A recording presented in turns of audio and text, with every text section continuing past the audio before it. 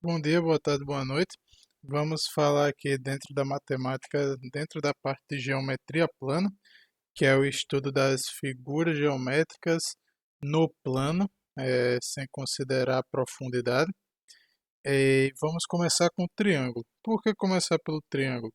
Porque o triângulo foi uma figura geométrica que a gente já precisou utilizar dentro da física e vamos precisar utilizar dentro da matemática na parte de funções do primeiro grau.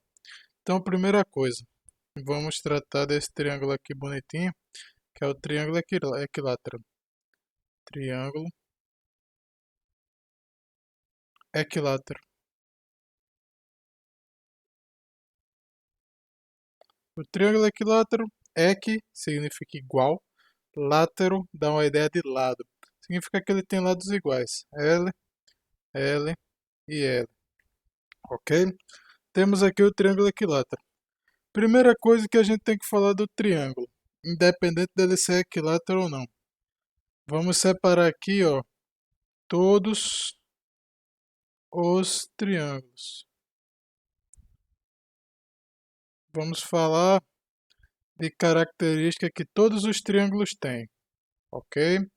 Isso aqui é uma das partes mais importantes para você entender como é que um triângulo funciona.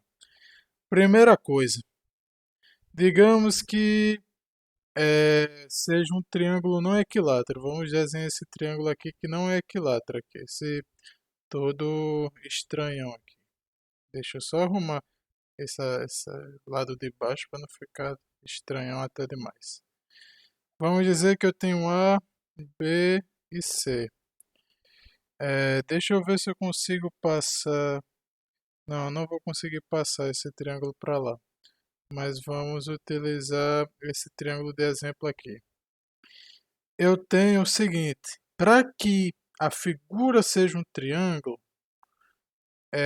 o lado A tem que ser menor. Esse símbolo quer dizer que o que está com a ponta, o que está de frente para a ponta vai ser menor do que o que está de frente para essa abertura aqui. A tem que ser menor do que B mais C. Da mesma forma que B tem que ser menor do que A mais C. E C tem que ser menor do que A mais B.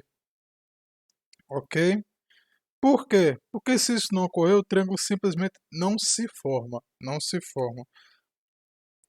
Você pode testar das mais diversas formas que você quiser. Eu vou ver se eu tenho. Não, não quero fazer uma nota. Eu não sei se eu tenho algum recurso interessante aqui que eu pudesse. De novo, eu fiz a nota porque está com um zoom pequeno aqui para aumentar a tela para vocês. Mas basicamente, vamos desenhar aqui, ó, A. Eu tenho aqui A. Aí vamos dizer aqui que B seja esse tanto aqui e que C seja isso aqui, ó. Eu teria que A é maior do que B e C. Vou botar aqui B e C. Então não se fecha o triângulo, ok? O triângulo não vai se fechar. Ou por acaso, se eu tivesse C bem grande e A menor, eu teria o seguinte, ó. Deixa eu apagar aqui. Se eu tivesse que C fosse maior do que A mais B, então aqui não se fecharia, ó. Então não simplesmente não forma um triângulo se isso daqui não for seguido. Que mais é aplicado para todos os triângulos? Todos. Área.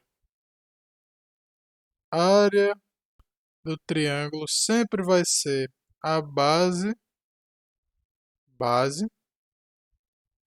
que basicamente é o que a gente vai conseguir. Primeira coisa, na verdade, a base, o triângulo pode ter três bases, ok? Que cada lado dele pode ser considerado uma base diferente, vezes a altura que está correspondente a essa base, correspondente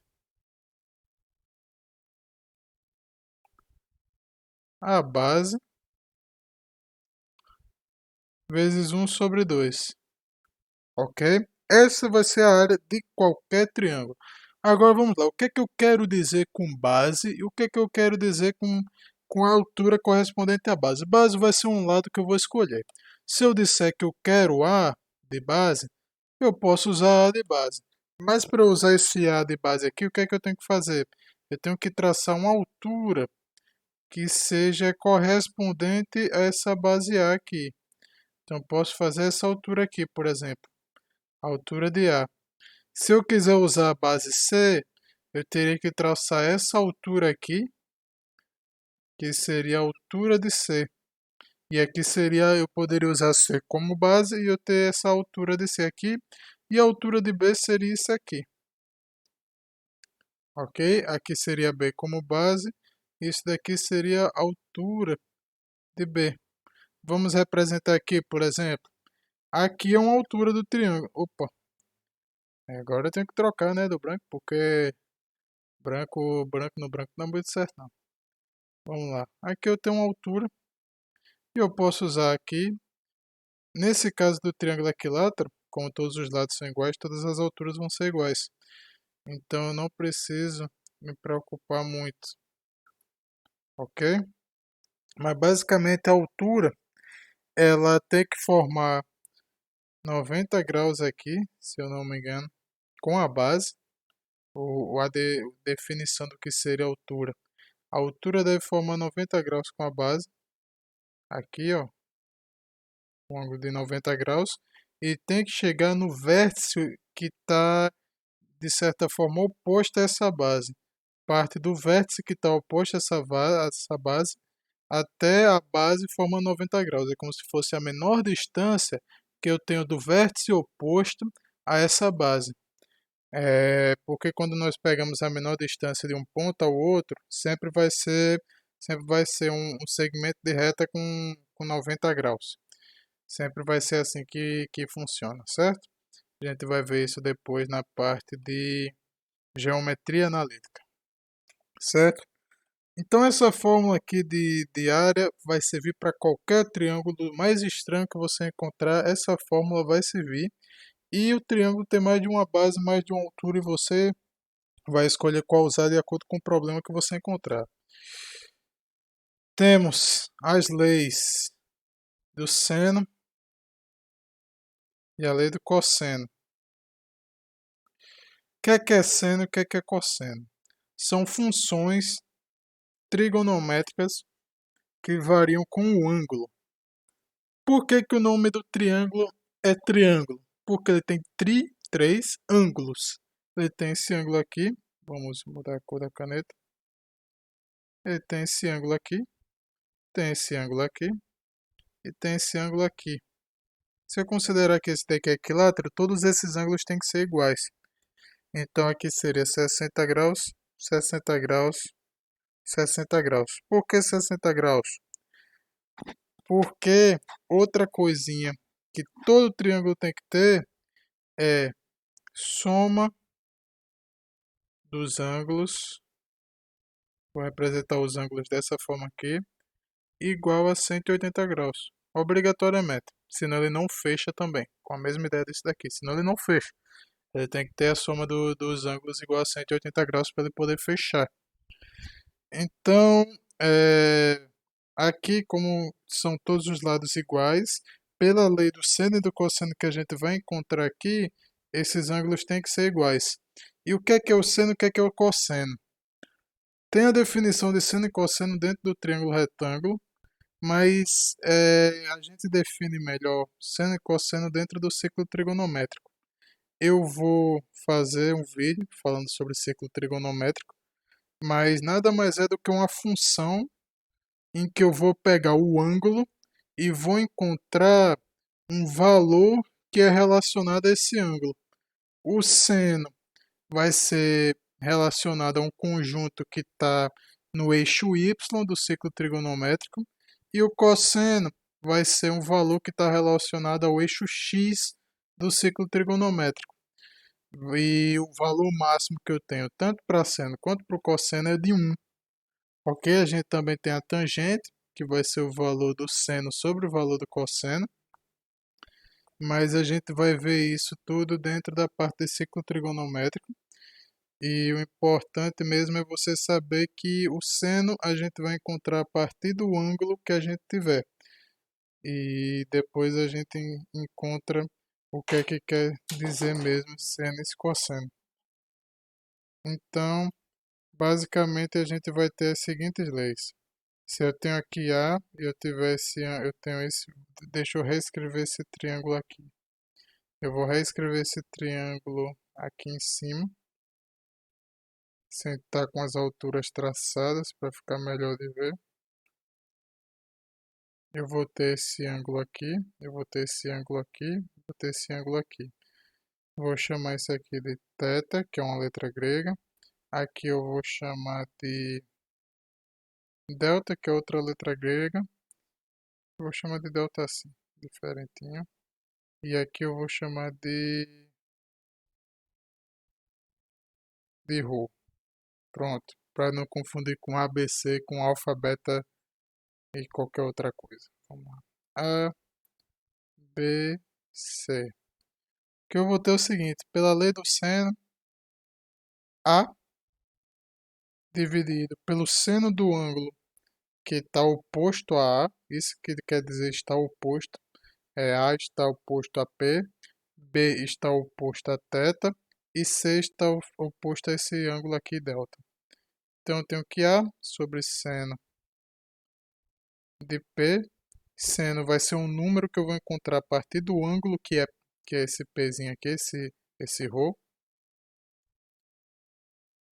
vai ser igual a B dividido por seno de θ, que vai ser igual a C dividido pelo seno disso daqui, que é o que a gente tentou escrever aqui, ok?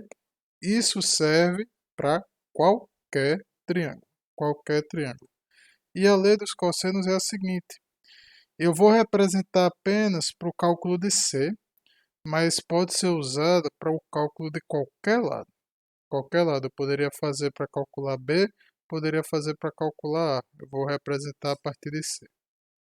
C ao quadrado vai ser igual a A ao quadrado mais B ao quadrado. Isso daqui lembra o teorema de Pitágoras que é utilizado no triângulo retângulo. E o teorema de Pitágoras nada mais é do que uma lei dos cossenos, porque aqui eu tenho menos 2 vezes A vezes B vezes cosseno. Qual é o ângulo que eu tenho entre A e B? Vai ser esse delta aqui, cosseno de delta. Sempre vai ser o ângulo que eu tenho formado entre esses dois lados aqui, que vai ser o oposto ao que eu estou querendo calcular. Eu vou botar aqui de exemplo também, se eu tivesse b ao quadrado, seria a mesma coisa, que a ao quadrado mais c ao quadrado menos 2 vezes a vezes c. Qual é o ângulo oposto a b? É θ, vezes cosseno de θ. E a mesma coisa que eu poderia fazer para A, ficando A ao quadrado é igual a B ao quadrado mais C ao quadrado, menos 2 vezes B vezes C vezes cosseno desse ângulo aqui.